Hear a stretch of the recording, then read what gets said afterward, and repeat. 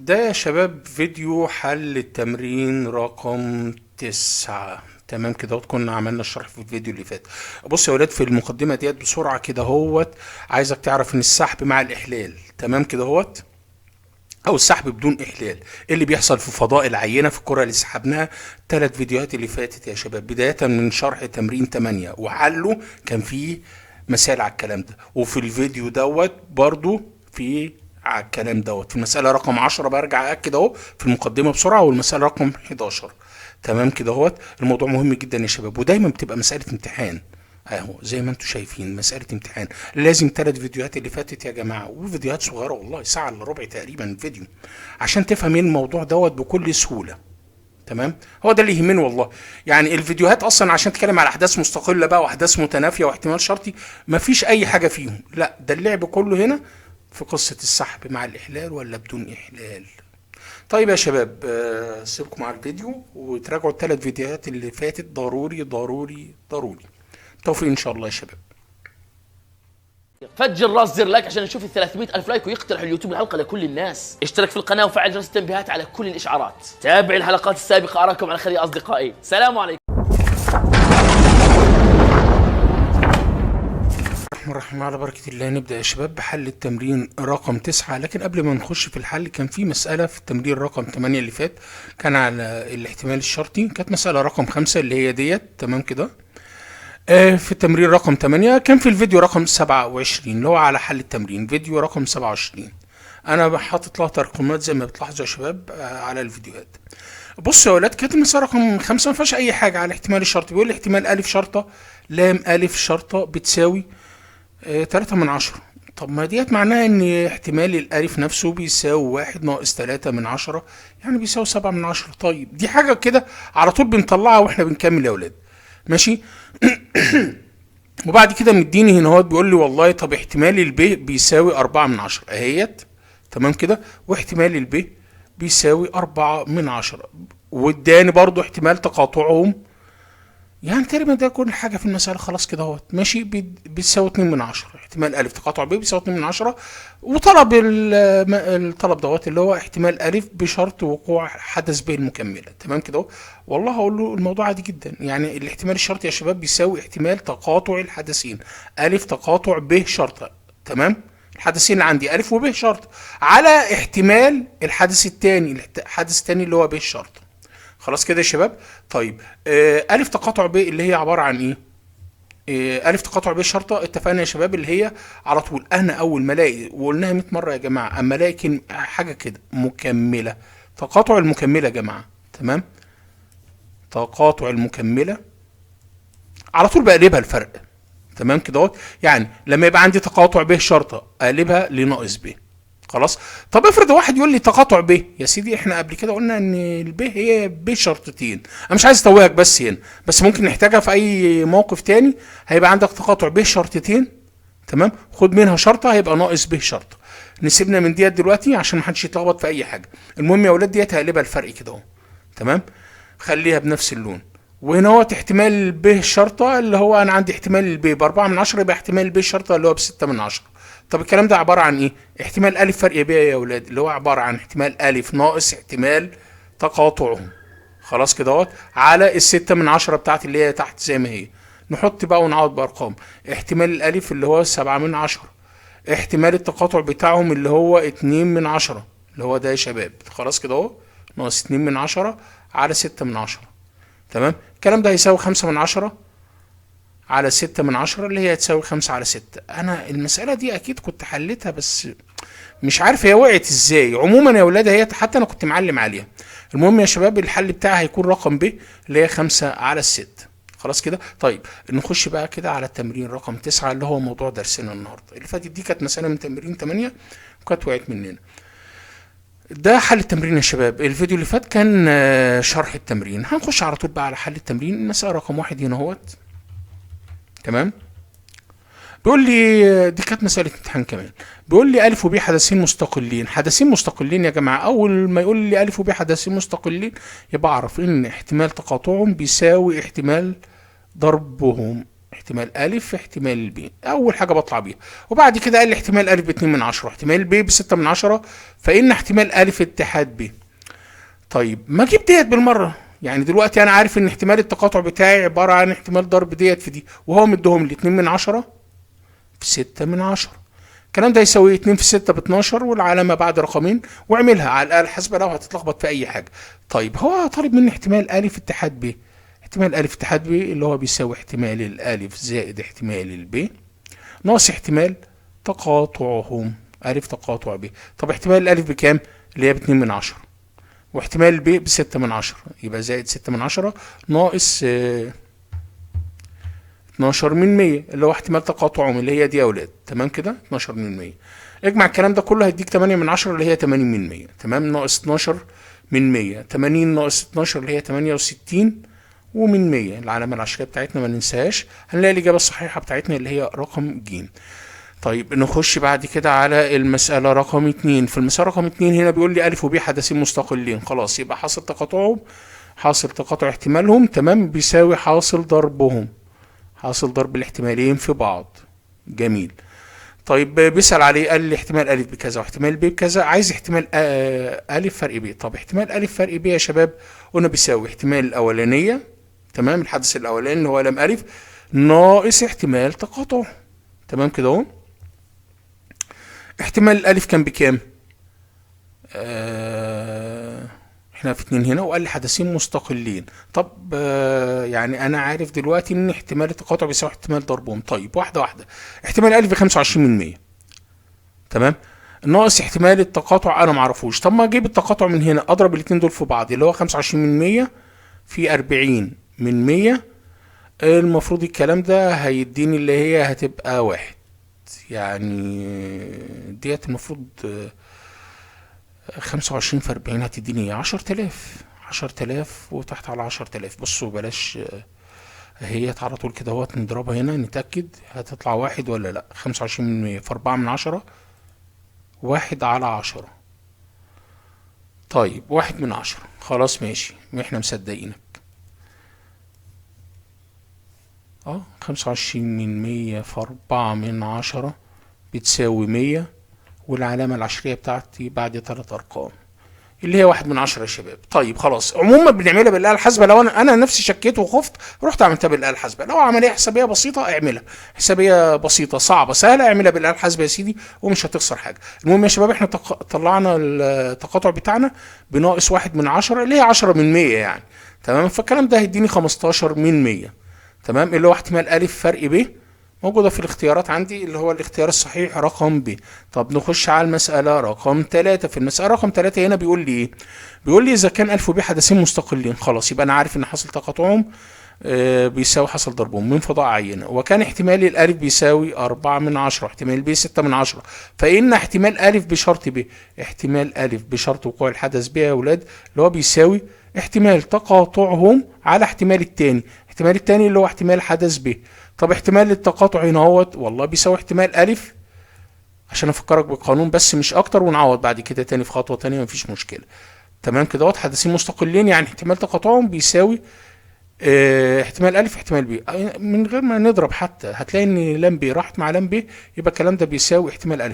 على فكره ده قانون يعتبر او مسلمه قانون، بس انا مش مستاهل ان احفظه يا جماعه. يعني احنا عوضنا واللي اختصرناه.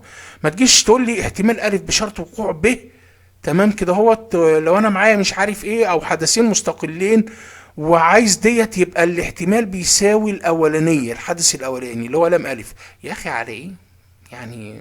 عوض بقانون وفي ثانيه اختصرت يعني. تمام، كفايه ان انت تبقى عارف القوانين الاساسيه. المهم يا شباب عشان ما نطولش، الاحتمال هنا هو هيساوي لام أ اللي هي ب4/10 اللي هي دي. هتيجي تبص هنا المفروض اللي هي 2/5. تمام كده اهوت، هو ما حطهاش بالصوره دي، وكان ممكن يحطها لك هنا يقول لك 40%.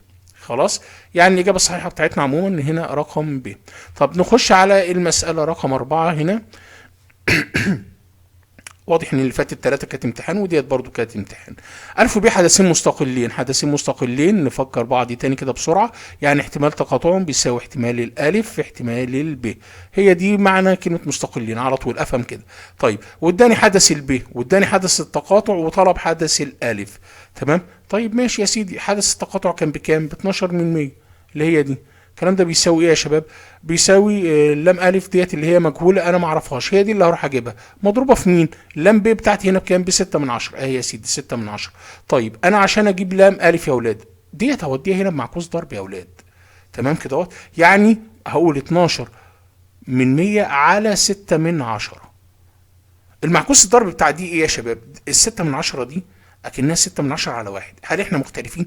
طيب المعكوس الضرب هيبقى ايه؟ بقلب بسط مقام ومن مقام بسط، فدي لما تروح الناحيه الثانيه تروح بمعكوس ضربي. عشان انا اتسالت في دي حاجات بسيطه يا جماعه، يعني انتوا درستوا رياضه لحد ثانيه ثانوي. فدي لما بتروح الناحيه الثانيه بتخش ازاي؟ تعالى يا عم بلاش احطها لك مباشر كده، اللي هي 12 من 100 في 1 على 6 من 10، تمام، اللي هي 12 من 100 على 6 من 10.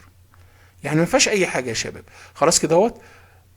ديت هتبقى عباره عن ايه؟ عباره عن 120 على 60. هي ديت فيها الاثنين كده اهوت، تمام. لا بس 2 ما ينفعش، يعني 2 احنا بنهرج. ما فيش احتمال يا جماعه، الاحتمال ودي فرصه، الاحتمال دايما بين الصفر وبين الواحد. خلاص، فدي 2 من 10، دي هتبقى 2 من 10. نتاكد برضو 12 من 100 على 6 من 10. يعني احنا بنتناقش برضو يا شباب مع بعض، لو في اي ديت 1 على 5 اللي هي 2 من 10 فعلا. خلاص، يعني انا كنت اقول لك بتساوي 2 بس ده احتمال، ده انا بروح اجيب احتمال التقاطع يمين شمال، احتمال فرق، احتمال مش عارف ايه اسمه احتمال، والاحتمال دايما واقع بين الحدث المستحيل كقيمه والحدث المؤكد، واقع بين الصفر وبين الواحد. لو هو قيمته طلعت هنا 2 من 10. دي المسألة رقم 4 يا شباب. نخش على المسألة رقم 5 بسرعة كده اهوت. بيقول لي واضح ان هي برضو كانت امتحان. بيقول لي هنا يا شباب، بيقول لي اذا كان الف وب حدثين مستقلين، تمام، يعني تقاطعهم بيساوي احتمال الالف في احتمال الب، تمام. قال لك احتمال الالف بكذا واحتمال الب بكذا. طيب نجيبها بالمره بقى، نضربهم في بعض كده اهوت، اللي هيطلع 3 في 3 من 10 في 6 من 10 تطلع ب 18 من 100. اعملوا على الاله الحاسبه تطلع كده، تمام. هو هنا عايز ايه يا شباب؟ بيقول لي احتمال الف شرطه بشرط وقوع ب، احتمال الف المكمله يعني بشرط وقوع الحدث ب. هقول له عادي جدا، احتمال تقاطع الحدثين الف شرطه تقاطع ب على احتمال الثاني يا اولاد، الحدث الثاني اللي هو ب، تمام. انا قلت لكم من شويه ان انا دايما بحب اشوف كلمه تقاطع المكمله. انا هنا شايف ايه؟ مكمله وراها تقاطع، صح كده؟ لا انا عايز احط المكمله ورا التقاطع. ليه؟ عشان اقلبها فرق. يعني ايه الكلام ده؟ يعني بقول له هنا هو احتمال ب تقاطع الف شرطه. طب انا اعرف ابدل؟ اعرف ابدل، لان في التقاطع والاتحاد ابدالي يا جماعه. يعني ايه؟ اما اقول لك الف اتحاد ب هي ب اتحاد الف، انا براجع بسرعه لان وقت الفيديو ده هيبقى صغير. الف تقاطع ب يا شباب هي ب تقاطع الف، لكن الف فرق ب لا تساوي ب فرق الف. هي ابدالي في حاله التقاطع وحاله الاتحاد بس. عشان هنا كانت تقاطع فقدرت ابدل، بدلتها بقت ب تقاطع الف شرطه، يعني تقاطع مكمله، كل ده على لام ب. طب تقاطع مكمله يعني ايه؟ يعني بقلبها فرق، يعني هتبقى لام ب فرق الف. طب لام ب فرق الف ونحط هنا اهوت على لام ب. ما بتفكركش بحاجه ديت مش لام ب اللي هو احتمال الحدث الاولاني ناقص احتمال تقاطعهم، تمام كده، على احتمال الب. نعوض بقى بارقام. احتمال الب كان عندي بكام هنا اهوت؟ احنا في 5، احتمال الب ب6 من 10، ادي ال6 من 10 يا سيدي. واحتمال التقاطع كان بكام اللي انا لسه جايبه اهو؟ 18 من 100. جميل. واحتمال الب اللي هو 6 من 10. انا هعوض مباشر يا جماعه، دي 18 دي 18 من 100 دي 18 من 100 مش 18 من 10، 18 من 100. يبقى الكلام ده هيساوي ايه؟ 60. دي 60 من 100 يا جماعه. يعني هنا هيبقى فيه 42، تمام كده اهوت، 42 من 100 على 60 من 100 او 6 من 10. دي نختصر على الكام يا اخي؟ طلع الاله الحاسبه على طول وخلاص. ادي 0.42 هي اصلا كلها يعتبر اتحسبت، هتطلع 7 من 10 يا شباب، تمام كده. اللي هي 42 فعلا على 60 هتطلع 7 من 10. نخش كده في الاختيارات هنلاقيها اول اختيار معانا اللي هي رقم الف يا شباب. رقم 4 يا شباب اللي احنا قلنا حلها 2 من 10، نسينا نعلم عليه هنا مش اكتر في المسألة رقم 4 اللي هو كان رقم د هنا كده يا شباب. تمام، نعلم عليها بقى بالمرة مش هنخسر حاجة. نخش على المسألة رقم 6 كده يا ولاد. هنا بيقول لي إذا كان ألف وب حدثين مستقلين، تمام، واحتمال الب بيساوي كذا 6 من 10، واحتمال اتحادهم بيساوي 68%، فإن احتمال ألف بيساوي كام؟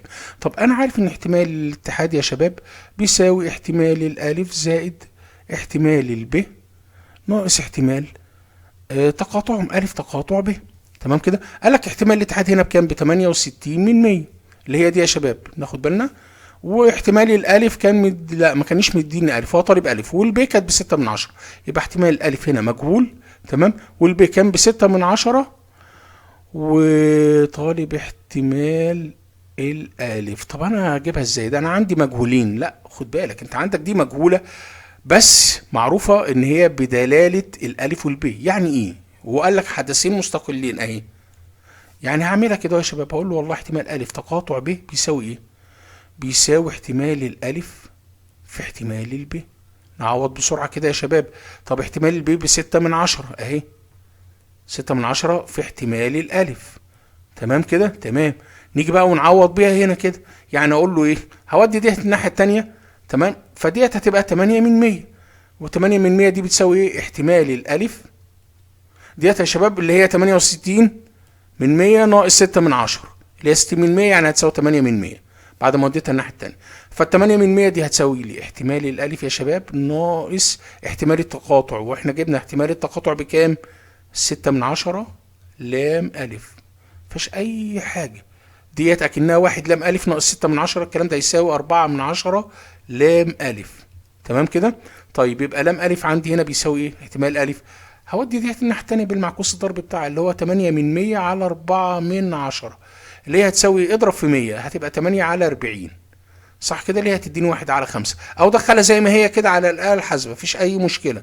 8 من 100 ادي 0.08 8 كده تمام كده على 4 من 10 0.4. تمام، هتساوي 1 على 5 فعلا اللي هي 2 من 10، ونشوف بقى هو حاططها لنا ايه، 1 على 5 او 2 من 10 او 20%، اي صورة يحطها لك يعني. تمام، ديت المسألة رقم 6. اول اجابه على طول يا شباب هتبقى في وشنا اللي هي رقم الف. تمام كده. طيب نخش على المساله رقم 7. في المساله رقم 7 يا شباب بيقول لي ايه هنا؟ هو اذا كان الف وب حدثين من فضاء عينه تجربه عشوائيه، وكان احتمال الف ب 6 من 10 واحتمال ب 5 من 10، واحتمال الاتحاد بيساوي 8 من 10، فإن ألف وب يكونان حدثين. بص يا شباب، سواء حدثين متنافيين أو مستقلين أو مش عارف إيه، لازم أروح أجيب التقاطع. طب أجيب التقاطع إزاي؟ الراجل مديك الاتحاد، احتمال ألف اتحاد ب اللي هو أنا عارف بيساوي احتمال ألف زائد احتمال الب.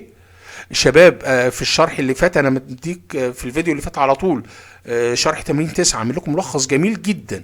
تمام، يا ريت تشوفوه، يعني يا ريت اصلا المفروض تكون شفت فيديو الشرح. عموما يا شباب نعوض بقى بالقيم بتاعتنا كده في مسألة رقم 7. هل احتمال الف اتحاد ب 8 من 10 ادي 8 من 10 بتساوي ايه؟ بتساوي احتمال الالف اللي هي 6 من 10 او 60 من 100 زائد احتمال ب اللي هو 5 من 10 ناقص احتمال التقاطع اللي انا هروح اجيبه دلوقتي. يبقى احتمال التقاطع بيساوي ايه يا شباب؟ دي هتروح الناحيه الثانيه باشاره موجبه، ودي هتفضل هنا مكانها 6 من 10 زائد 5 من 10 ناقص 8 من 10. الكلام ده المفروض هيساوي 1 من 10 تمام ناقص 8 من 10 اللي هي 110 ناقص 80. الكلام ده يساوي طبعا بعد العلامه اللي هي تبقى 30 من 100 او 3 من 10. طب لحظه واحده كده، ده احتمال التقاطع، ده احتمال التقاطع اللي هو لام الف تقاطع ب. طيب هل ده بيساوي صفر؟ لا ما بيساويش صفر. ليه انا بسأل على الصفر؟ لان لو كان بيساوي صفر كنت هقول ان هما متنافيين. تمام، يبقى ده مش متنافيين. طب الاول كده قال لي احتمال الالف يا اولاد كان ب6 من 10 واحتمال الب كان ب5 من 10. طب احتمال الالف احتمال الب واضحه قوي، يعني 5 في 6 ب30. تمام، اللي هي 6 من 10 في 5 من 10 بتساوي 30 من 100. اعملها بالآلة الحاسبة عشان خاطري، يعني في الكسور العشرية والحاجات دي استخدم الآلة الحاسبة. ملاحظين حاجة هنا ان احتمال ضربهم بيساوي احتمال تقاطعهم، يبقى اول حاجة افهمها ان دول مستقلين. اول حاجة يا شباب مستقلين. طيب نخش كده ونتناقش في الاختيارات كده بعقل. اول حاجة مستقلين. غير مستقلين لا، ده هما بيساووا بعض. لو كانوا لا يساوي، لو كانت لا يساوي يبقى غير مستقلين.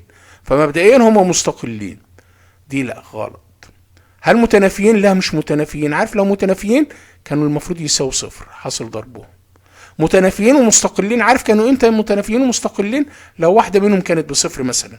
هيقابلنا في اي حاجه قدام في المسائل. عموما يا اولاد الاجابه الصحيحه هنا في المساله رقم 7 اللي هي رقم الف. يعني انا بناقش معاكم الاجابات يا اولاد، مش عايز حد يكون اتلخبط من اللي انا قلته، عشان لو في تفاصيل زياده هتفيدنا قدام والله. شباب نشوف المساله رقم 8. في المساله رقم 8 بيقول لي احتمال ب بشرط وقوع الف تمام كده بتساوي 1. فإن ألف وب يكونان. طب أنا عارف إن احتمال ب بشرط وقوع ألف اللي هو أول حاجة كده بيساوي احتمال التقاطع بتاع الحدثين اللي هو ألف تقاطع ب على احتمال الحدث التاني واحتمال ألف. تمام كده يا شباب؟ طيب أنا هضرب طرفين في وسطين. الكلام ده أهو قال لك بيساوي 1 أهو اللي هي الواحد دي هي 1 على 1. اضرب بقى طرفين في وسطين كده، يعني احتمال ألف تقاطع ب بيساوي احتمال الألف. طب ما احتمال الالف دي مضروبه في 1. طب ما هو ده معناه ان احتمال الب بيساوي 1. تمام كده يا شباب؟ طب احتمال الب يعني الاحتمال اللي بيساوي 1 يا شباب، احنا عندنا الاحتمالات يا جماعه قلنا بتبتدي من صفر لحد الواحد، ده اقصاه. احتمال الصفر يا جماعه اللي هو احتمال فاي المجموعه الخاليه اللي هو قلنا بيساوي صفر. تمام كده؟ طب احتمال الف اللي هو الحدث المؤكد هو ده اللي بيساوي 1. ده معناه ان لام ب هي لام ف. يعني ايه؟ يعني ب ديت مجموعه شامله، يعني ادي الب من بره كده والالف جواها، يعني الف جزئيه من ب. هو ده معناها يا جماعه. وتعالى بقى اعملها بالاحداث. يعني احنا اتفقنا يا شباب لما اقول لك الف جزئيه من ب تقول لي على طول يعني الف تقاطع ب هيديني المجموعه اللي جوه الصغيره. تمام كده اهو اللي هي الف. طب احتمال الف تقاطع ب هو ده احتمال الف اللي احنا جبناه من شويه. هتلاقي نفسك ايه فاهم؟ هتلاقي نفسك بتروح يمين تيجي شمال الحل بيطلع لك على طول. تمام كده اهوت. وطبعا لو كنا قلنا احتمال الف اتحاد ب كان هيساوي احتمال ب اللي هي المجموعه الكبيره. الكلام ده يا شباب اتراجع في الفيديوهات اللي فاتت. تمام؟ وهو اصلا الفيديو ده سهل ومفيهوش اي حاجه.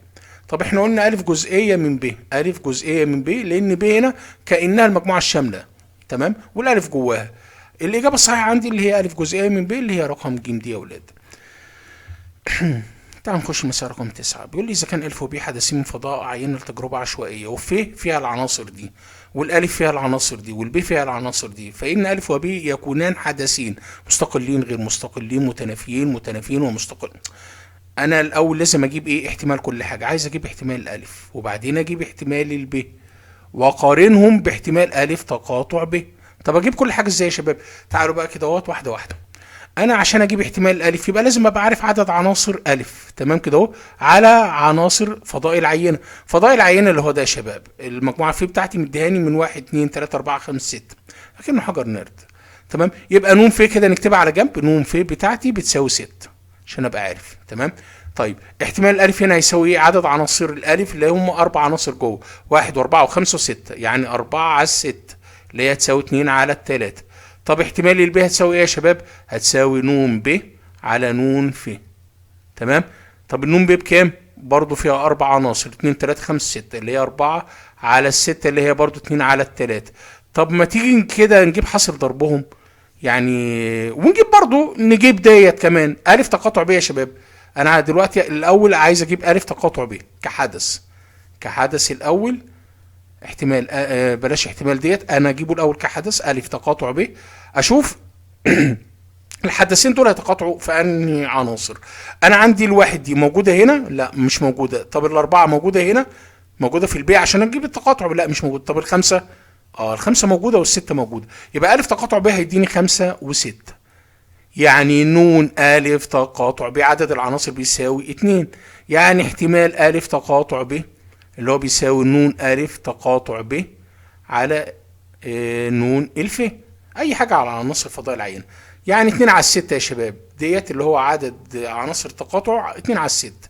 طب لحظة واحدة كده يا شباب، انا دلوقتي معايا الاحتمال الف ب2 على 3 واحتمال ب ب2 على 3. تمام كده اهو. طب احتمال الف في احتمال ب هيساوي كام؟ يساوي 2 على 3 في 2 على 3. يعني بيساوي ايه؟ يعني بيساوي 4 على 9. تمام كده. طب والاحتمال اللي طلع لي من هنا اللي هو احتمال الف تقاطع ب بيساوي 2 على 6 اللي هو 1 على 3. يعني بالله عليك، هل 1 على 3 بتساوي 4 على 9؟ ها يا اخي جرب، يعني قول لي 1 على 3 بتساوي 4 على 9، اعملها كمتساويه واضرب طرفين في وسطين. هل التسعه بتساوي 12؟ لو انت متلخبط يعني مش عارف دي هترسى على ايه ودي على ايه. طبعا دول ما بيساويش بعض، لا يساووا بعض. فاول حاجه فهمها ان دول حدثين غير مستقلين. تمام كده اهوت يا شباب. هل متنافيين؟ لا، ده حاصل الضرب ما يساويش صفر. يعني فالتنافي هنا منفي تماما، يعني تمام خلاص، يبقى دي ما في مش متنافيين ابدا لانه لا يساوي صفر. فهنا غير مستقلين يا اولاد. خلاص كده. بسم الله. نخش على المسألة رقم 10 يا جماعة. مسألة مهمة بقى. تمام. وكانت مسألة امتحان يا عيني، ده امتحان السنة اللي فاتت كمان. طيب. صندوق به 10 كرات حمراء و10 كرات صفراء. طب تعالوا كده اهوت، يعني فضاء العينة من الاخر كده اهوت عندي. طب نكمل.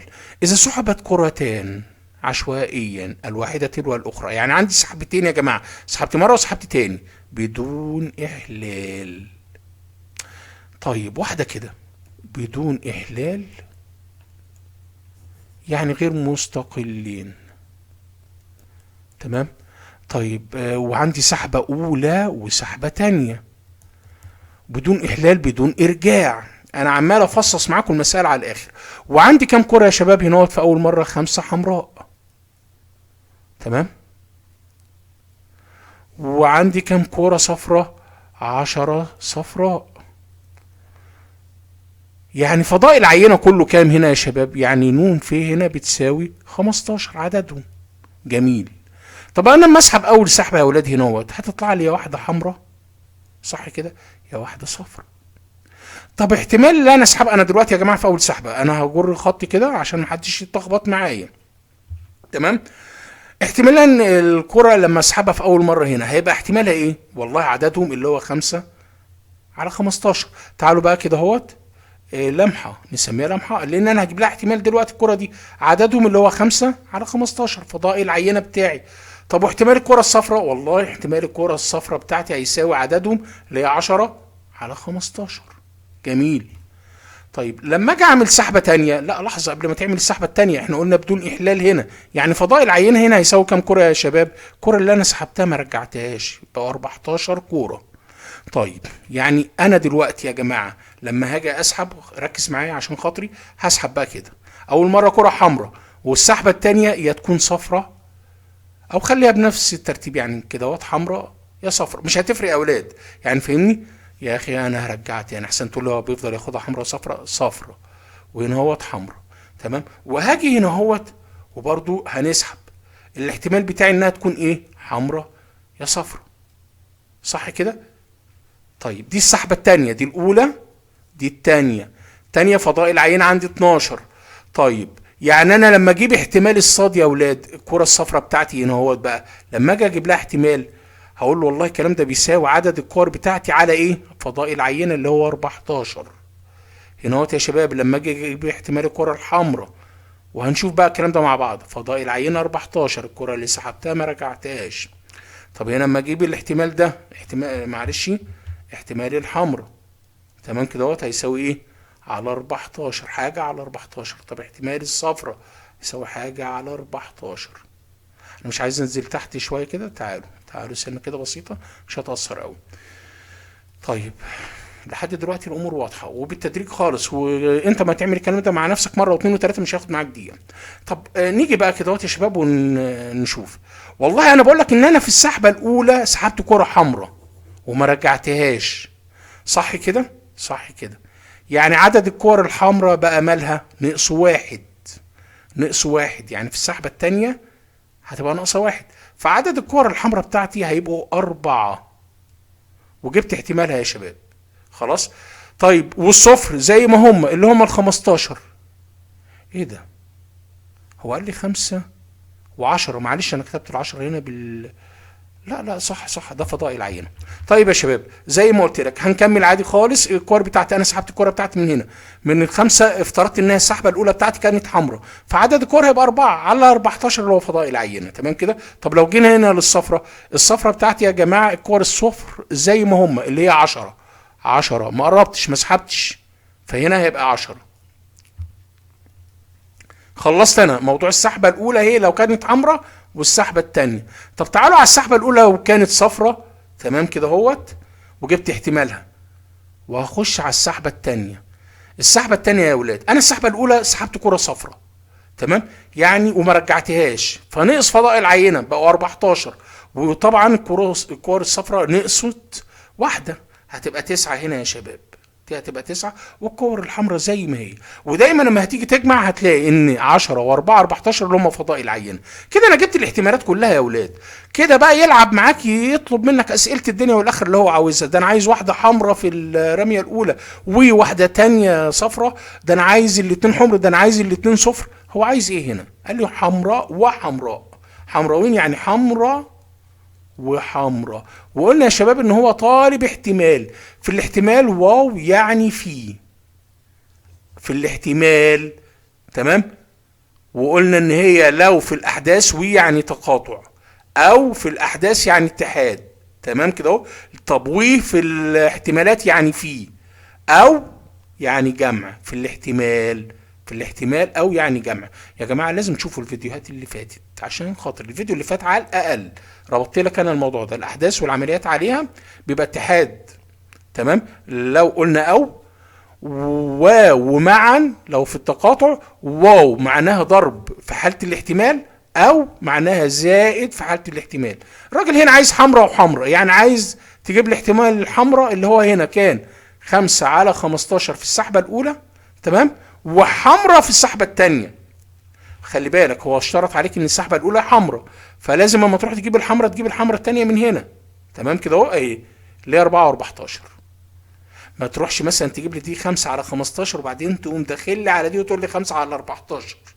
لا يا حبيبي، هنا هو ادي الاحتمالات كلها بتاعتك. الاحتمال اهو لو كانت حمراء في الاول وجت حمراء في الثاني. تمام. يبقى 5 على 15 في 4 على 14. والله الموضوع يا جماعه عامل اكنك ماشي على قضبان قطر. تمام. هضرب على طول. تمام. 5 على 15 5 هي سهله والله في اختصاراتها بس مش مشكله. 5 على 15 في 4 على 14. شوف الكلام ده بيساوي 2 على 21. موجوده في الاختيارات على طول يا ولاد اهيت اللي هي اختار رقم د. خلاص كده. معلش المسألة ممكن يبان شكلها غير شوية صعب شوية بس اتحل عليها كتير. وفي الفيديوهات اللي فاتت الفيديوهين اللي فاتوا بص يا جماعة من الآخر 3 فيديوهات اللي فاتت مع الفيديو دوت لا موضح لك فيه مواضيع السحب مع الإحلال والسحب بدون إحلال وازاي تحلها بأسلوب سهل بسيط أسهل من الأسلوب المعاصر بسكتشات كمان. مسألة رقم 11 يا شباب بسرعة كده. احنا لسه حالين مسألة رقم 10 ودي كانت سحب بدون إحلال. وقلنا سحب بدون إحلال يعني أحداث غير مستقلة. تمام كده.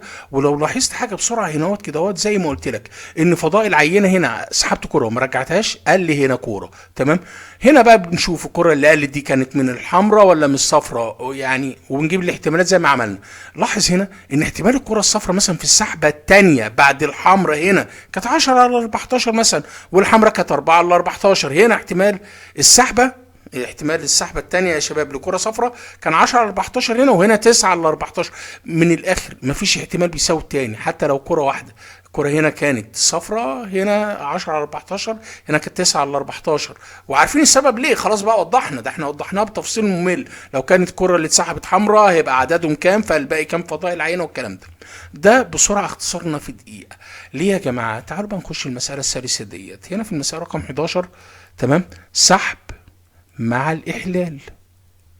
هو الراجل قال لي كده اهو كيس يحتوي على كان امتحان يا شباب السنه اللي قبلها كانت مسألة امتحان يحتوي على 10 كرات صفراء و4 كرات حمراء. يعني الصفراء بتاعتي بتساوي 10 والحمراء 4 يعني فضاء العينة كله مجموعهم اللي هو 14.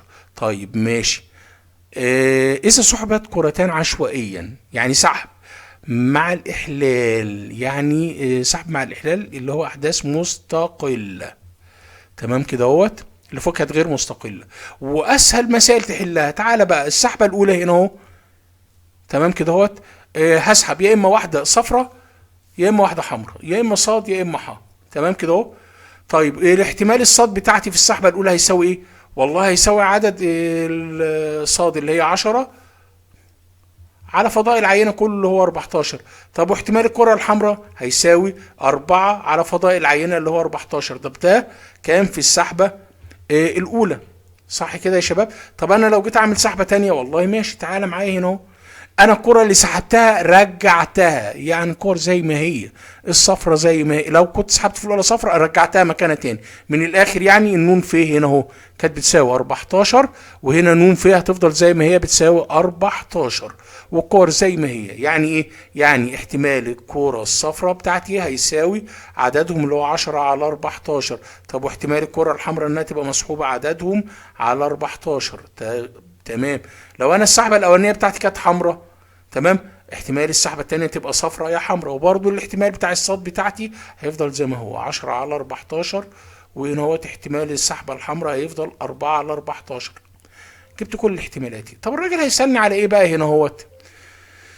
دي السحبة التانية يا شباب. تمام كده اهو، دي كانت السحبة التانية ودي السحبة الأولى. هنا بيقول لي احتمال أن تكون الكرة الأولى حمراء، يعني السحبة الأولى حمراء والثانية صفراء، وبيسألني على احتمال ويبقى يبقى علامة ضرب هستخدمها يا شباب. تمام كده اهو، يعني احتمال الحمراء في السحبة الأولى هضربها في احتمال، هو عايز الأولى حمراء ديت السحبة الأولى، يعني هدور عليها احتمالها كان بكام، والتانية كان عايزها صفرة. تعالوا هنا اهوت يا شباب، هنا السحبة الأولى بتاعتي هنا اهوت الحمراء كان احتمالها كام؟ 4 على 14. هضربها فيه السحبة التانية، وخلاص بقى هو اشترط هنا اهو، اشترط ان الأولى حمراء والتانية صفرة. هدور على الصفرة، هدور عليها هنا في السحبة من ورا الحمراء، مش هروح ادور عليها من هنا. وهو كده كده كلهم زي بعض، قيم واحدة، الصفرة هنا زي هنا، بس كانت هتختلف فوق بقى في المسألة رقم 10 اللي احنا حليناها. المهم يا شباب، هجيب الاحتمال ده واضربه هنا اهوت، هيبقى 40 على كام؟ 14 في 14 156 تقريبا. طب نخش نجيبها بقى بالآلة الحاسبة، اللي هي 40 على، يا عم اكتبها بقى وخلاص، ادي 40 وانزل تحت هنا كده 1 4 في 1 4. تمام، نطلع كده نقول له يساوي يا شباب، هيقول لي 10 على 49 اللي هي الإجابة رقم ج اهي يا أولاد، 10 على 49.